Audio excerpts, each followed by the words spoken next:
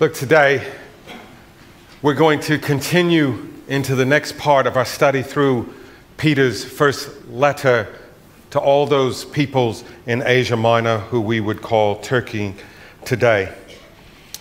In this, we are down to week 9, and this is where we've been the past 8 weeks. Well, actually the past 10, because we had Ascension and Pentecost, and those messages for those 2 weeks actually flowed in with the letter quite well. And you've heard from a number of teachers, including Rowena last week, as she looked at chapter 2, verses 11 to 17. This passage could have been taught all together, but we had to kind of separate it because it was so chunky. You have to realize that he is speaking to a people who live in the Roman Empire. There is the code of how law is structured in that world. Obey the emperor, obey the father, obey the master. For any of those things, thou might not have a very long and prosperous life. Everything in Rome flowed off of that. So Peter is writing to these people in this context where slavery is very common, where misogyny is very pronounced, and where the emperor rules or thou shalt die. So he's writing to them in something that may seem very foreign to us. But today is World Refugee Day. So because of violence, because of famine, because of disaster, there are more than 26 million people who are refugees today. More than 26 million around the world. Some of them tramp across deserts. Some of them stow away on ships and airplanes. Some of them get in little rubber dinghies and try to cross really dangerous bodies of water. You watch the news. But we would think that slavery is over. The President of the United States this week signed in the 12th statutory holiday, Juneteenth. And the reason that's called that, the 19th of June, is because that was the date that it reached the farthest edge of what had been the 13 states in rebellion, the great state of Texas. And it had finally reached the end so that the slaves were free, except they weren't. And that mismatch of society continues its journey. But in proper slavery today, there are more than 40.3 million people who are slaves right now. 40.3 million people are slaves today. That's the greatest number of slaves at any one time than ever in history, at the height of liberal democracies. Rowena's passage opened this way. Dear friends, I urge you, by the way, if you want to go to your book, it'll be page 984, somewhere around there. Dear friends, I urge you as foreigners and exiles, live such good lives among the pagans that though they accuse you of doing wrong, that they may see your good deeds and glorify God. That is the passage that underlines everything for today. That is the message that we take away with, that closes this block of this. Now, I would like to, as we dig into this, I want to tell you a story here. That's not my friend's photo, but it says it all. I have a friend who preached the same sermon 4 weeks in a row. 4 weeks in a row, he preached it. Now, I fully realize I see most of you 50% of the time. Got it. For many of those who I see 50% of the time, you would hear it the second time 2 or 3 weeks later and go, did he speak on this recently? Have I heard this before? But some of you who were here religiously would go, wait, mate, you've preached that. This is the 3rd time. Wait, this is the 4th time you've preached the very same sermon. What are you doing? Well, he had people who did the same. His response was, get his teaching moment here. You're right, I did, and I am. And you may know the information, but your heart doesn't yet know it, and your behavior certainly doesn't know it. So we're going to stay on this until you get it. And he just looked at him very cheekily. And I went, I like him. Most of you know that I spent time in the military. Those were 2 of the handbooks that I used religiously. In doing these, there's something about military training. I had Sue McGuire, who was Navy here Royal Navy here last service, and she looked at me going, yep, the whole time for this part. You see, when you do military training, and that's actually a little form they use just to kind of guide your planning and your consideration, and in doing this, military training starts like this. Whether it's ethics or a weapon, military training goes like this. We're going to train you on this. You're going to learn it to this standard. Here's the components of that training to get you to the end. And at the end, you will be able to do this. But military training, because the stakes are really high, you don't go on to step 2 until you get step 1. And if at the end you can't do this, then you stay on step 1 and you do remedial training till you get it. You preach the sermon 4 weeks in a row. So that you don't feel like I'm fussing at you, I'm still working on Jesus loves me, this I know. So I'm with you on that. But this is a very important passage, and I'm going to tell you that as we dig into this passage, it's a hard passage. Just warning, it's a hard passage about how do we live when it's not fair. Now, while there are 40.3 million slaves in the world this morning, we as Christians often face things that are not fair, that are not right, that hurt, that we have no control over, but yet we suffer under. Our Old Testament passage is Isaiah 53.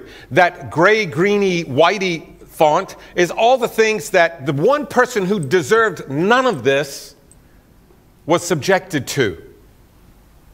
The black kind of fills it in and the rest of it, and then you get over to the yellow, you get his response. He did not open his mouth. He did not open his mouth. No deceit was in his mouth. That somehow with all of this that certainly was not fair, Jesus did not respond, but endured it, and endured it in silence. I actually find this one quite amusing. This is one of my favorite passages, because he's up in the temple, and this 12-year-old has them listening to what he's saying as a 12-year-old. He hasn't even had bar mitzvah yet. He's not yet considered an adult male. He's at least a few months, if not a year from that. He's 12. And when they find him, he was obedient to them. My response would have been, woman, I'm God. But he is obedient to them and went down with them. And the result was he, God, increased in wisdom and in years and in divine and human favor. And now we come to our passage which we have not read. If you'd follow with me. Slaves, accept the authority of your masters with all deference. Defer. Not only those who are kind and gentle, but also those who are harsh. For it is to your credit if, being aware of God, you endure pain while suffering unjustly. If you endure when you are beaten for doing wrong, where's the credit in that? But if you endure when you're doing right and suffer for it, you have God's approval. For to this you've been called, because Christ also suffered for you, leaving you an example, so that you should follow in his steps. He committed no sin, and no deceit was found in his mouth. Quoting Isaiah. When he was abused, he did not return abuse. When he suffered, he did not threaten, but he entrusted himself to the one who judges justly. He himself bore our sins in his body on the cross, so that, free from sins, we might live for righteousness. By his wounds you have been healed. For you were going astray like sheep, but now you have returned to the shepherd and guardian of your souls. Now that's one block of a passage, not that many verses, but pretty thick. I want to show you how we'll approach it. The first is we will look at the what, 18 to 20. We will look at the why, 21 to 22. We'll look at the how, 23. We will look at the so with 24, and finally 25, the now. When we look at this, Slaves, those who have no control of circumstances, accept the authority of your masters with all deference. All deference. Defer your wishes, defer your rights, defer your preferences for your master. Remembering that he's speaking to people in the Roman Empire who were actually property, could be killed at a whim. Not only those who were kind, but also those who were harsh. And then there's that little parentheses. The little parentheses, hey, if you got it the old-fashioned way and earned it, but if you do it when you're doing right, where's the credit? Or, if you do it when you're suffering justly, you have God's approval. Now, we're going to explain the why and all of that in a second. But if we do it God's way, God will approve it. For you have been called because Christ also suffered for you, leaving you an example that you should follow in his steps. And then he begins his quoting of Isaiah. We're called, we've got an example that we should follow in his steps. That follow in his steps, summed up, imitate Jesus. The way you think, the way you speak, the way you feel, and the way you behave. The way you think, the way you speak, the way you feel, the way you respond. That's hard. I squeal like a stuck pig if I think it's unfair. And life often is unfair. If a teacher has an accusation made against them and they are absolutely, completely innocent, proved innocent, they are still stood down, a big investigation done, and when it's all said and done and they're acquitted, they still cannot stay. The trust is gone. They've lost it. They have to leave, and that will mean probably not just changing cities, but changing islands in New Zealand if they stay in education, if they even have a heart and a desire to stay in education. It's not fair. You've uprooted their family. You've ruined them. You've upset. How many people got hurt along the way, but yet it happens. I had a friend 30 years in Ranger battalions, 30 years. He's doing his sunset assignment at a university with me. This sergeant major and I were good friends. He had some accusations made against him which I knew were not true. But at the end of it, you ever hear that smelly things roll downhill? Even though everyone knew, they could not prove any of it. He was forced into retirement with this shadow following him, because those above, they're not going to wear any of it. They're not going to face all the flashback over it. They're not going to be seen as misogynists for believing him. He retires and wears it. We all know unfairness happens in your life. That medical report, the family blow up, the sibling who won't speak to you for years, the friend who just cuts you off and won't even discuss it, the loss of a job when it's not fair, the accusation that's made, the person who just hates you because. We've all experienced it. This may be talking to slaves, but this unfairness in how we are to respond is very, very common for all of us. We all want to get angry, strike back, assassinate them gossip-wise, let everybody know how angry we are. But even when we're alone for God, let God have it. Not fair. I'm mad at you. I will not believe in you. You know good and well you still do, but that's what you tell God. And then the how. Because Jesus didn't do that. That's why we do it. Now, I want to look at several passages because that sounds like a very cheap answer to say, well, look, you got this example and Jesus did that and he entrusted himself to God. So therefore you should. Easy lesson, moving on. It's not that easy, is it?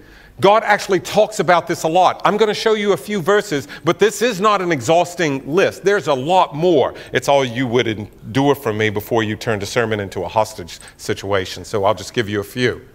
One of my favorite passages, I want to know Christ. That know is the word gnosko. You gnosko something when you were there. You were a part of it. You experienced it. You did it. You know it. not from some academic book, not the 18-year-old taking their first psychology course, coming home and telling the family how dysfunctional they are because they read one book. This is, you've lived it, been there, and you know it. And he says, I want to actually know with all of my life Christ and the power of the resurrection, the kind of life because Jesus rose from the dead. And our Peter passage gets into that. And this is the part, this is the one I remember telling God for 10 years. What in the heck does that next one mean, God? I want to know Christ and the power of the resurrection and the sharing of his sufferings. What does that mean? Why would I want to do that? But it's our reality. By becoming like him in his death. That death, you want to understand like him in his death? Go to Isaiah 53. All of these things that are unfair, and he remains absolutely entrusted to God. I don't understand it. I don't like it. Great drops of sweat, that his capillaries even sweat blood. But I'm going to trust you, and I'm going to remain silent, and I'm going to let you be God. To somehow I may attain the resurrection of the dead. Paul's not talking about whether you're condemned or saved, sinner, saint. He's not talking about that. He's talking about that we might actually experience here the life more of what Christ wants for us, what God has intended for us for some reasons. When you go to Jeremiah, Jerusalem has been burned. There are bloated bodies in the streets, burned. The gates are burned, the buildings are burned. They have demolished the temple. There's no more life. They've carried most of the people away in slavery. They've killed the parents of Daniel and Shadrach, Meshach, and Abednego, anybody who was educated and was aristocracy, and they took these kids off because they thought they're young enough we can brainwash them. And Jeremiah wrote his lamentation, his tears, sitting on the Mount of Olives, looking at the smoke still rising from Jerusalem. Even in the midst of that, the Chesed love of Yahweh never ceases. Chesed, unconditional. No circumstance can change it. Nothing can diminish the favor, including us. His mercies never come to an end. They are new every morning. Great is your faithfulness. It wouldn't have felt like it being tied to the back end of a camel, walking hundreds of miles across the desert. Yahweh is my portion, says my soul. I will hope in him. The Lord is good to those who wait on him, to the soul that seeks him. It is good that one should wait quietly. Stillness in the midst of unfair. Stillness in the midst of mean. Stillness in the midst of loss for the salvation of the Lord. It is good for one to bear the yoke in youth. The yoke in youth is the same way when Matthew writes that we are to be yoked to Jesus, the older ox and the younger ox, that we learn under Christ's discipleship of us in these tough circumstances in youth. Let me translate that. If you don't win the battle at 2, it's going to be impossible at 17. Right? You got, as a parent, everybody who's not yet parents, remember that. If you don't win the battle at 2, it's going to be really tough when they're teenagers. With permission, I tell this story on my son. Jay was about 2. He was in the Countdown in Johnsonville on the High Street. Suzanne had drugged me along to the supermarket, my favorite outing. And to get down in the middle of the aisle, the last aisle before you get to the refrigerated section, I'd been sent on a husband errand. I forgot this, go to this aisle, look for this. Of course, that's going to take a long time. And suddenly, in finding this, I hear my child with this blood-curdling screaming. So I moved with most haste back to see what was going on. And I'm all worried, and Suzanne's at the end of the aisle, and she's like, Jordan, his one and only complete, absolute meltdown. The world is horrible to me. I'm going to have a tanty right in the middle of the supermarket. He's laying on his back. He's kicking his feet in his arms, and he's just squealing like no other. Now, when this kid would get upset, he could not be calmed down. He would just keep ramping himself up until he started choking and vomiting on his own saliva that's now being mass produced, as little kids do. It was so beautiful because every other parent pushing the trolley, the trundler down the aisle, would just look at him and walk by, make sure they don't roll a wheel across him, and grab the cereal and keep moving, right? Because every parent knows what's going on. Suzanne is at the end of the aisle peeking around, and about this time he starts to exhaust this energy level. And he kind of starts looking around, and he stands up, and he sees me peeking around the corner. Dad! It's like, oh, it's great to be a dad at that moment. But we didn't fight the battle at 17 because we were teaching him to bear under the yoke and allow us to parent him so that as he matured, he could understand. Last night with Logan arriving, we have that dinner, you know, that hour and a half, 2 hours around the table where they know every one of the parental buttons to push to launch, and they're pushing them on us, having great humor at our expense. And I do confess I snickered when they took on Suzanne. That's like, this could be dangerous, you go first. But the understanding they have as young men, because they've learned to be yoked and to trust when it doesn't make sense. And that it's good to sit alone in silence and to put one's mouth in the dust. Now, how many of you like any of that? Because I don't. I don't like sitting in silence. I don't like not having a whinge. I don't like not standing up here and sharing my whinge with all of you. I don't like not hating them, drawing mean little pictures, you know, going to the school yearbook and coloring out their face. God also tells us in the second letter to the Corinthians that we're treasures in clay jars. Now, why clay jars? Clay jars were not the jars of honor. If it was a wine jar or a purification jar for water, it was stone. If it was something of great honor, your grandmother's soup dish, it's porcelain. Clay jars are the lowest ones. They're for the common things. They're the ones that get cracks in them. They're the ones that through which light could shine. I like that because I'm a clay jar and there's nothing big and impressive about me. And even in my failings as a human being, somehow God might use it. But how does he use it? Dang it, I hate the next part. When we're afflicted, when we're perplexed, that's fancy for don't understand. When we're persecuted, that's fancy for it's not fair. When we're struck down, that's fancy for you actually suffer real consequences. That we are always carrying the body, the death of Jesus in our bodies. Afflicted, not crushed. Confused, but not driven to despair. That's hard. Persecuted, but not forsaken. Struck down, but not destroyed. So that the life of Jesus may be made visible in our bodies. That people would see Jesus through us clay jars, in the toughest, hardest, most ugly times of life. That, because we all have heard it. In the greatest of times, God's whispering. And in the toughest of times, God's screaming. And we always think to us, teaching us. True. But he's also speaking the loudest to everybody else through us, if we can grab Peter's words here. Everything is for your sake, so that the grace, as it extends to more and more people, may increase thanksgiving and glory to God.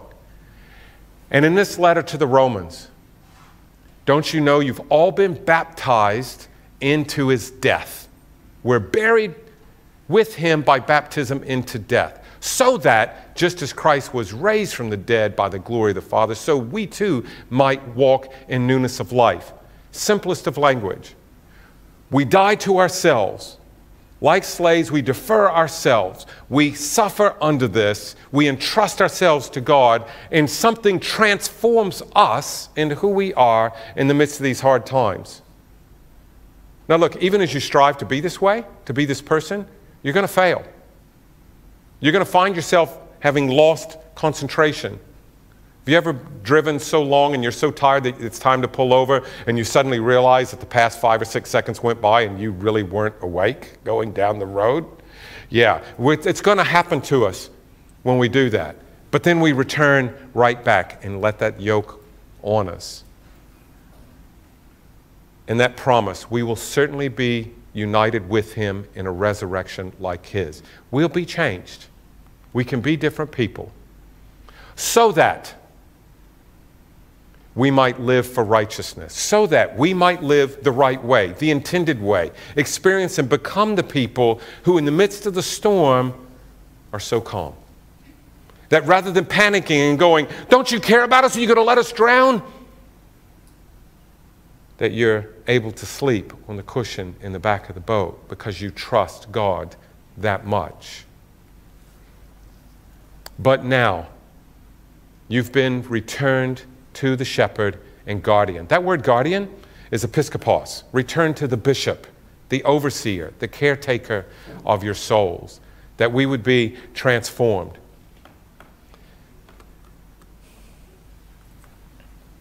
When it's not fair and it's ugly, when it hurts and it's mean, when you have, isn't it the worst when you have no control and it's happening to you?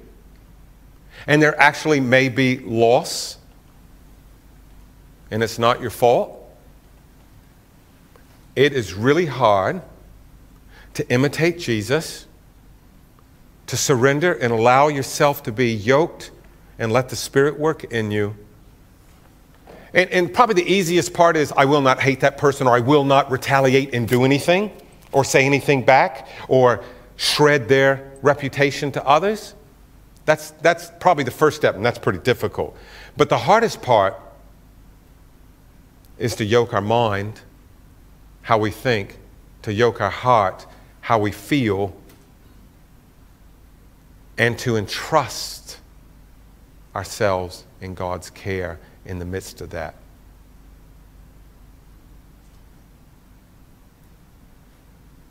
To trust God in the midst of that. To allow the Spirit to make us into a different kind of people. Because when you do that, it is so bewildering to the world, and actually most of the church, that people will give glory to God and see something different in you. That if we can get to the place that no matter what you do to me, God's in control and will care for me. And yes, you have shredded my reputation, but I will yet trust him. I remember standing on Mount Slimish in Northern Ireland, the lava dome where Patrick spent 6 years as a slave boy, out in the cold and the rain. It's Northern Ireland. The summer is cold. And I remember standing there going, I don't know how you did it. I don't know how you did it. It immediately brought me to the story of Joseph, 22 years. And he entrusted himself through 22. If it's a one-off and it happens, you kind of take it, weigh it, adjust, and move on. But to endure over time, weeks, months, years, the rest of your life, that's hard. This call from Christ for us to know Christ and the power of the resurrection and the fellowship of the suffering. My car was getting worked on Friday morning. It always takes a little longer. That's okay. They made me really nice coffee. Suzanne had told me that morning, when I go to Toyota, they make me a really nice espresso coffee, and they have sparkling water or still water, and they just spoil you. Do they do that at Subaru? I said, I don't know. I've always just walked in and out. But I had to wait, so I walk over there. I'm eyeing up that machine. It's not one of those Nesca thingies. It's like proper. And I'm sitting there eyeing it up, but I'm not saying anything. I learned to be a good Kiwi. And the young fellow walks up, and there's 3 of us sitting there. He goes, can I make you guys a nice coffee? And one of the lads is like, yeah, I'll have a large flat white top. And the other one, and it's like, I'll never say no. What can I get you? Large trim flat white top. And we started drinking it there. And this older fellow, as God does, He's a retired missionary who now invests in and speaks into the lives of missionaries and pastors here. Goes to another parish in our diocese here in the city, and we had the best conversation. And you know the best encouraging part? When he told me about all of this stuff in his own life. And you see the peace and the love and the calmness and the ability to trust God when it's not fair. I want to ask you to still yourself and close your eyes. I'm not going to ask anybody to put up their hand or stand up or do any of that. Don't worry, we're Anglicans. I'll do that when I go to Logan's Church in Wellington. God, this is hard stuff. This is stuff this is one of the hardest things for us to be your people and follow. It's one of the toughest things to imitate, particularly if you're a fighter, particularly if you are moved and angered by injustice. God, it's hard when we've had it happen to us more than once and we get a bit over it. God, it's hard when it's a health report, an injury. It's hard when a family blows up. It's hard when a friend now hates you actively. When they feel, think, speak, and do things to undermine. God, some losses are one-off and some are endured for years. And to be real honest, we don't like it and we often don't understand.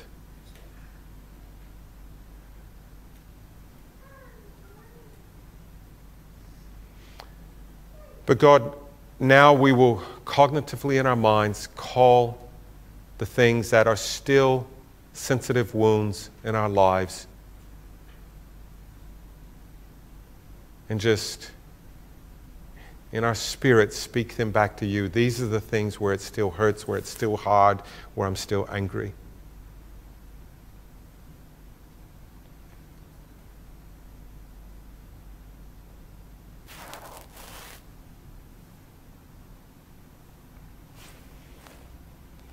And to be real honest, God, we don't always understand, and we don't have the human ability to do anything about it. We can't fix it. We can't control it. We don't like it.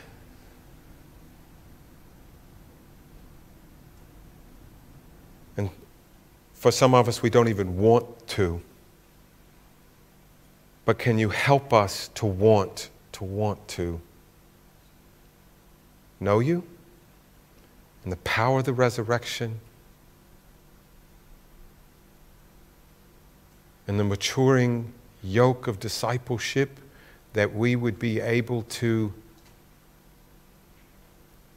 listen in silence and quietness and be still. Help us, Lord, that we might think and feel and act and grow in our ability to trust you and allow you to be our God. God, we remember Paul's words that all things work together. Not that you like or planned or ordained or wanted a lot of these things, but we're in a world that's broken. So as they occur, would you use them so that they are not wasted? Would you help us to walk with one another and encourage and lift and remind one another? Would you help us to disciple those behind us? And would you help us to have the light shine through the cracks of our clay jar of our life, that they might see and glorify your name, that people would come to know you because there's something so real, steeled, matured,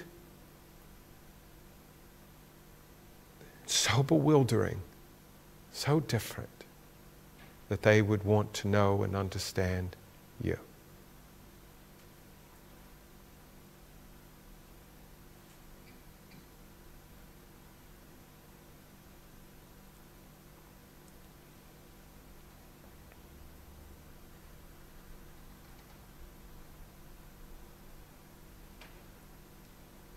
May your words teach us. May our hearts receive. May our wills be conformed. May the peace of Christ rule in our hearts, because the word of Christ dwells in us richly. Amen.